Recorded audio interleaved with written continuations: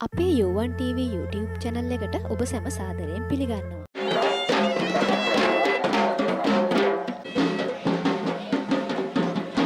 ශ්‍රී දඹරට නායක ස්වාමීන් වහන්සේගේ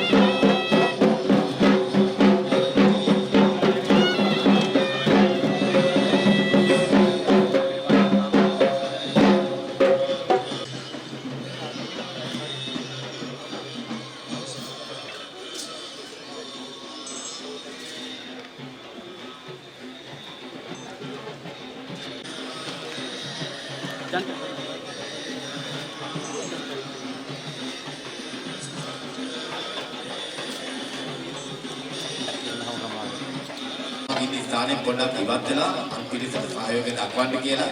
මොකද මේ වෙලාවේ පිරිසට එම කාර්ය සිදු කරන්නට ඉඩම් ලබා දිය යුතුයි. ඉන්නතුරු අනෙක් පාත්‍රයෙන් තමන්ගේ අස්තන්න පූජා කිරීමේ කාර්ය සිදු කරන්න. එක් පාත්‍රයක් කියලා තියෙනවා නම් ඊළඟ පාත්‍රයෙන් තමන්ගේ එම කටයුතු සිදු කරන්න. ඒ වගේම සියලු දෙනාට සිහිපත් කරමින් තිබෙනවා මෙවැනි කරුණාකරලා ඒ අපේ ඉඩම් හතර ලබා දෙන්න.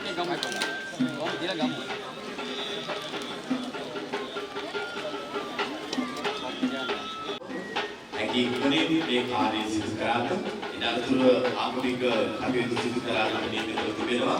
රවින් තමන්ගේ දැකේ රුවාගත් එම අසන්න ඉක්මනින් එම ස්ථානයේ සිට පූජා කිරීමේ කාර්යය සිදු කරන්න ඉනතුරු අප බලාපොරොත්තු වෙනවා ආගමික වතාවක් සිදු කරන්න.